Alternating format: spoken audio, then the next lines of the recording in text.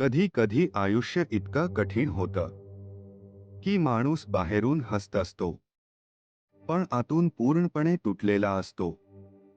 रात्री सगळे शांत झोपलेले असतात आणि तू मात्र उशीमध्ये चेहरा लपवून रडत असतेस.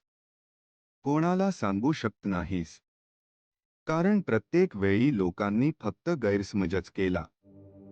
तू सगळ्यांसाठी उभी राहिली, सगळ्यांना आधार दिलास, पण जेव्हा तुला आधार हवा होता तेव्हा तुझ्याजवळ कोणीच नव्हतं.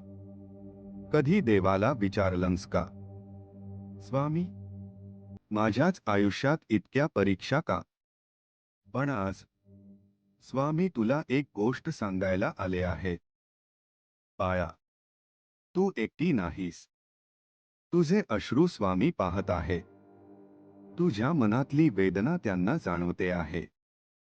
ज्या रात्री तू शांतपणे रडलीस त्या प्रत्येक रात्री स्वामी तुझ्या जवळ उभे होते.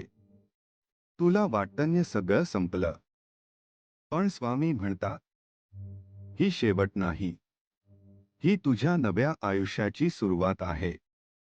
आज जे लोक तुला कमी समजतात उद्या तेच तुझं यश पाहून थक्क होतील.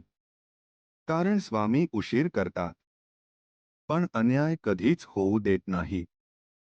लक्षात ठेव, सोने जेव्हा अग्नीत जातं तेव्हाच ते अधिक चमकायला लागतं. तसंच आज तुझ्यावर आलेल्या संकटांनी तुला कमकुवत नाही तर अधिक शक्तिशाली बनवलं आहे. तुझं मन आज थकलं असेल, पण तुझा काळ बदलायला सुरुवात झाली आहे. स्वामी तुझ्यासाठी असे मार्ग तयार करत आहे ज्याचा तू विचारही केला नसेल. म्हणून आता स्वतःला कमी समजू नकोस. रड, पण हार मानू नकोस.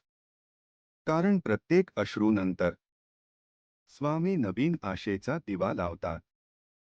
आणि लक्षात ठेव, ज्यांच्या डोक्यावर स्वामींचा हात असतो त्यांना जगाची भीती नसते.